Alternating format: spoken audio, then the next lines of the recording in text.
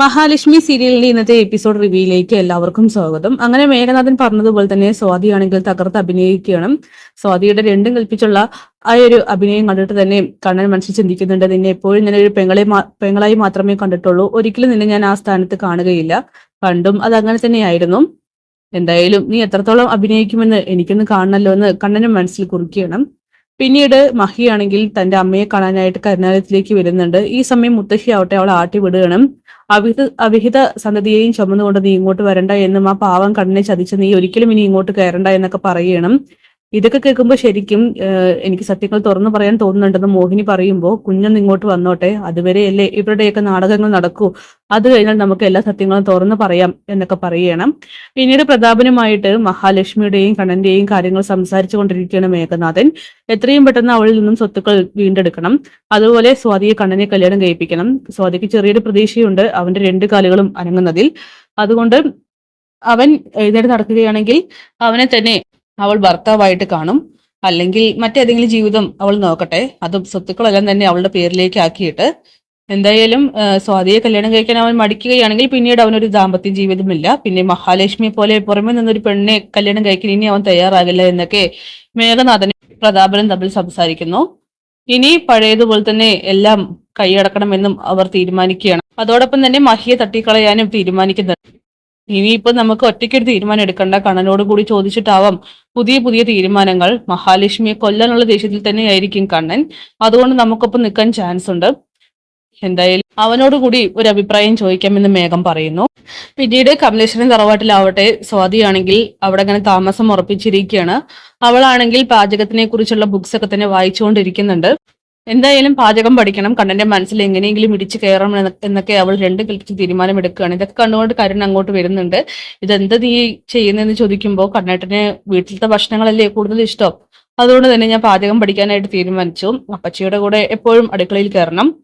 അതെന്തായാലും നന്നായി. ഇനി എന്തായാലും ഇവിടേക്ക് അവൾ തിരികെ വരില്ല, നീ തന്നെയാവണം ഇവിടുത്തെ മരുമകൾ, നമുക്ക് ഇവിടെ പൊളിക്കാം എന്നൊക്കെ ഇങ്ങനെ കരുണ പറയുന്നു. പിന്നീട് ഭക്ഷണം കഴിക്കാനായിട്ട് കണ്ണൻ വന്നിരിക്കുന്നുണ്ട്. ഈ സമയം സ്വാതിയാണ് ഒക്കെ വിളമ്പി കൊടുക്കുന്നത്.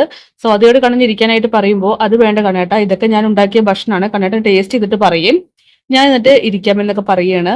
ഈ സമയം കരുണ പറയുന്നുണ്ട്, കണ്ടില്ലേ എന്തൊക്കെ പറഞ്ഞാൽ വിശ്വസിക്കാൻ കൊള്ളുന്ന ഒരുത്തിയെ വേണമായിരുന്നു കല്യാണം കഴിക്കാനായിട്ട്, ഇതിപ്പോ പാചകക്കാരി ഇറങ്ങിപ്പോയല്ലോ മഹാലക്ഷ്മി, അവള് കൊടും ചതി ചെയ്തിട്ടല്ലേ ഇറങ്ങിപ്പോയെന്നൊക്കെ പറയണം. കഴിക്കുന്ന സമയത്തെങ്കിലും ഇതുപോലെയുള്ള സംസാരങ്ങൾ നിർത്താനായിട്ട് കണ്ണനാണെങ്കിൽ കരുണയോട് പറയുന്നു. എന്തായാലും സ്വാതിയുടെ ഒരു നീക്കങ്ങളും പോക്കൊക്കെ കണ്ടിട്ട് കണ്ണന് കാര്യം മനസ്സിലാവുകയാണ്. അവൻ 100% ഉറപ്പിക്കുന്നുണ്ട് സ്വാതി തലയിലാവാനുള്ള പ്ലാനിങ് ആണ് നടത്തിക്കൊണ്ടിരിക്കുന്നതെന്ന്. പിന്നീട് ഭക്ഷണം കഴിച്ചതിന് ശേഷം കണ്ണൻ വേഗം തന്നെ ഈ കാര്യങ്ങളും വിശേഷങ്ങളൊക്കെ അറിയിക്കാനായിട്ട് മഹിയെ കാണാനായിട്ടും കൂടി അനന്തുവിന്റെ വീട്ടിലേക്ക് പോവുകയാണ്. അവിടെ ചെന്നിട്ട് നടന്ന കാര്യങ്ങളൊക്കെ തന്നെ തുറന്നു പറയുന്നുണ്ട്. ഈ സമയം ആനന്ദ് പറയുകയാണ്, ഈ ഒരു നിമിഷത്തിന് വേണ്ടി കാത്തിരുന്നത് പോലെയാണുള്ള കാണിച്ചുകൂട്ടലൊക്കെ. എന്തായാലും കണ്ണ നീ സൂക്ഷിക്കണം, അവരുടെ എതിർപ്പൊന്നും തന്നെ വാങ്ങിച്ചു കൂട്ടരുത്, എന്ത് പറഞ്ഞാലും നീ തലമുളി കേൾക്കണം, അല്ലെങ്കിൽ അറിയാമല്ലോ കുടിക്കുന്ന വെള്ളത്തിൽ പോലും വിശ്വസിക്കാൻ പറ്റാത്ത ജന്തുക്കളാണ് നിന്റെ ചുറ്റിലുമുള്ളത്. അതുകൊണ്ട് തന്നെ മഹി ഇവിടെ സുരക്ഷിതയായിരിക്കും. ഇവിടെ കയറി വന്ന് ആരും അവളെ ഒന്നും ചെയ്യാൻ പോകുന്നില്ല, ഞാൻ എപ്പോഴും ഇവിടെ ഉണ്ടാകും. പിന്നെ നിന്റെ കാര്യത്തിലാണ് ആകെ ഒരു ടെൻഷൻ, മഹീദ് ഇടയ്ക്കിടയ്ക്ക് ഇവിടെ പറയുമെങ്കിലും ഞങ്ങൾ അവളെ സമാധാനിപ്പിക്കുകയാണ്. എന്തൊക്കെയായാലും നീ അവരുടെ നാടകത്തിനോടൊപ്പം തന്നെ മുന്നോട്ട് പോയിക്കോളാനായിട്ട് കണ്ണനോട് ആനന്ദ് പറയുന്നു. പിന്നെ വരുന്നതൊക്കെ തന്നെ വരുന്നിടത്ത് വെച്ച് കാണാമെന്നും അനന്ത് പറയുന്നുണ്ട്. പിന്നീട് ഓഫീസിലാണെങ്കിൽ മഞ്ജുവിനോട് സംസാരിച്ചു കൊണ്ടിരിക്കുകയാണ് ഉണ്ണി. ഇനി തന്റെ സ്ഥാനമാനങ്ങളൊക്കെ തന്നെ കണ്ണേട്ടൻ തീരുമാനിക്കും, കുറച്ചുകൂടി ഉയരത്തിലായിരിക്കും. അവരിനി ഓഫീസിലേക്ക് വരൂടി എന്നൊക്കെ ചോദിക്കുമ്പോൾ അതൊന്നും അറിയില്ല, ഓഫീസിലെ അവകാശങ്ങളൊന്നും മാറ്റിയിട്ടില്ല, അതുകൊണ്ട് തന്നെ വരാൻ തന്നെയാണ് ചാൻസ്. ഇനിയിപ്പോ വന്നാലും കണ്ണേട്ടൻ അധികം അടുപ്പൊന്നും കാണിക്കാൻ പോകില്ലല്ലോ, അതുകൊണ്ട് അവര് അധികാരം കാണിക്കാനൊന്നും ചാൻസ് ഇല്ല എന്നിങ്ങനെ മഞ്ജു പറയുന്നു. പിന്നെ അവരുടെ വയറ്റിലെ കുഞ്ഞിന്റെ അച്ഛൻ അനന്തുവേട്ടനോ മാർക്കോയോ ആവാൻ ചാൻസ് ഉണ്ടെന്ന് ഞാൻ പറഞ്ഞില്ലേ, പക്ഷെ എനിക്കിപ്പോ ചെറിയൊരു ഡൗട്ട് ഉണ്ട്. കണ്ണേട്ടനില്ലാത്ത സമയത്തൊക്കെ തന്നെ അവർ സൈറ്റിലേക്ക് ആ ബാലകൃഷ്ണന്റെ കൂടെയല്ലേ പോയിട്ടുണ്ടായിരുന്നത്, അയാളാണോ ആ കുഞ്ഞിന്റെ അച്ഛൻ എന്നുള്ളൊരു സംശയം എന്നിലുണ്ട്. കാരണം അയാളാണെങ്കിൽ അവളെ എപ്പോഴും സപ്പോർട്ട് ചെയ്തിട്ടും കെയർ ചെയ്തിട്ടും ആയിരുന്നു. ഇത് കേൾക്കുമ്പോൾ തന്നെ മഞ്ജുവിനാണെങ്കിൽ ഉണ്ണിയുടെ ചെകിടത്തൊന്ന് കൊടുത്താലോ എന്നുണ്ട്. പക്ഷേ അവളാണെങ്കിൽ അത് ചെയ്യുന്നില്ല. സ്വന്തം അച്ഛന്റെ പ്രായത്തിലുള്ള ഒരാളെ പറ്റിയാണ് മഞ്ജുവിനോട് മഹിയുമായി ചേർത്തുള്ള അപവാദം ഉണ്ണി പറയുന്നത്. എന്തായാലും മഞ്ജുവും അതൊക്കെ തന്നെ സഹിച്ചു പിടിച്ച് അങ്ങനെ ഇരിക്കുകയാണ്. പിന്നീട് കണ്ണനാണെങ്കിൽ കുളിക്കാനും മറ്റുമായിട്ട് വീൽ ചെയറിൽ നിന്നും എഴുന്നേൽക്കുകയാണ്. ഈ സമയത്താണ് മേഘനാഥൻ മഹാലക്ഷ്മിയെ കൊന്നു കളയാം എന്നുള്ളൊരു തീരുമാനവുമായിട്ട് കണ്ണന്റെ റൂമിലേക്ക് വരുന്നത്. വാതിൽ തുറക്കുമ്പോൾ തന്നെ കണ്ണൻ വേഗം തന്നെ വീൽ ചെയറിൽ കയറി ഇരിക്കുന്നുണ്ട്. എന്നിട്ട് എന്താ പെട്ടെന്നൊരു വരവ്? അതെ, നിന്നോട് ഞങ്ങൾക്കൊരു കാര്യം പറയാനുണ്ട്. ഞാൻ പ്രതാപനങ്ങളുമായിട്ട് തീരുമാനിച്ച കാര്യമാണ്. പിന്നെ നമുക്കേ ആ സ്വത്തുക്കളൊക്കെ തന്നെ വീണ്ടെടുക്കണ്ടേ? ഈ മഹാലക്ഷ്മിക്ക് എഴുതി കൊടുത്തൊക്കെ തന്നെ തിരിച്ചു വാങ്ങണം കണ്ണ. അതൊക്കെ വഴിയെ ചെയ്തോളാം. അല്ല, വഴിയെ ചെയ്യേണ്ട ആവശ്യമൊന്നുമില്ല. അല്ലാതെ തന്നെ നമുക്ക് തിരിച്ചെടുക്കാനായിട്ട് കഴിയും. ഇപ്പോ നീ ഒന്ന് ആലോചിച്ചോ, അവൾക്ക് കുഞ്ഞുണ്ടാവുകയാണെങ്കിൽ ആ സ്വത്തുക്കളൊക്കെ തന്നെ അവൾ കുഞ്ഞിന്റെ പേർക്ക് മാറ്റിയാൽ പിന്നെ നമുക്ക് ആകെ പണിയാവും. അതുകൊണ്ട് അവളെയും ആ കുഞ്ഞിനെയും ഇപ്പൊ തന്നെ തീർക്കുന്നതായിരിക്കും നല്ലതെന്ന് പറയുമ്പോൾ കണ്ണനാണെങ്കിൽ ആകെ ഷോക്കാവുന്നു. ആ മേഘനാഥന്റെ കൂട്ടം കേൾക്കുമ്പോൾ തന്നെ കണ്ണന് നിയന്ത്രിക്കാനായിട്ട് കഴിയും.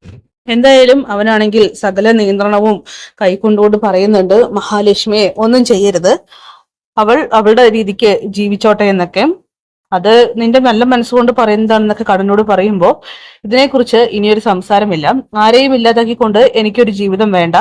പിന്നെ സ്വത്തുക്കളുടെ കാര്യമല്ലേ, അത് ഞാൻ മെല്ലെ തീരുമാനിച്ചോളാം. അതിലാരും അധികം തല പുകയ്ക്കണ്ട. പിന്നെ ആരുടെയെങ്കിലും ജീവിതത്തിലോ ജീവനോ അപായമുണ്ടെന്ന് ഞാൻ അറിഞ്ഞാൽ അത് എന്നെ കൂടുതൽ ചൊടിപ്പിക്കും. അതുകൊണ്ട് എല്ലാവരും അത് മനസ്സിൽ വെച്ചിട്ട് വേണം പെരുമാറാനും പ്രവർത്തിക്കാനും എന്നിങ്ങനെ കണ്ണൻ ഒരു താക്കീത് കൊടുക്കുകയാണ്. ശരി കണ്ണ, എന്തായാലും നീ തിരിച്ചെടുക്കാമെന്നല്ലേ പറഞ്ഞത്, അതുകൊണ്ട് തന്നെ ഞങ്ങളെ തീരുമാനം മാറ്റിയിരിക്കുന്നു. അവളെ ചതിയത്തിയാണ്, അതുകൊണ്ട് തന്നെ എത്രയും പെട്ടെന്ന് സ്വത്തുക്കൾ വീണ്ടെടുക്കണം എന്നൊക്കെ കണ്ണനോട് വീണ്ടും വീണ്ടും പറഞ്ഞുകൊണ്ടിരിക്കുകയാണ് മേഘനാഥൻ. അങ്ങനെ മേഘൻ അതും പറഞ്ഞുകൊണ്ട് പോകുന്നു. ഈ സമയം കണ്ണനാണെങ്കിൽ കൂടുതൽ പേടിയാവുകയാണ്. വേഗം തന്നെ അനന്തുവിനെ വിളിച്ച് കാര്യങ്ങളൊക്കെ പറയുന്നുണ്ട്. സൂക്ഷിച്ചു വേണം ഇരിക്കാനായിട്ട്, അവിടെയും ചിലപ്പോൾ ആക്രമണം ഉണ്ടായേക്കാം. കാരണം ഇവിടെ അതുപോലെയുള്ള നീക്കങ്ങളാണെന്നൊക്കെ പറയുന്നു. നീ പേടിക്കാതെ ഇരിക്കെ, എല്ലാത്തിലും മഹിക്കൊപ്പം ഞാൻ ഉണ്ടാകും എന്നൊക്കെ അനന്തവും വാക്ക് കൊടുക്കുകയാണ്. അപ്പൊ കാത്തിരിക്കാം നാളത്തെ കിടിലൻ എപ്പിസോഡിനായിട്ട്. Bye bye.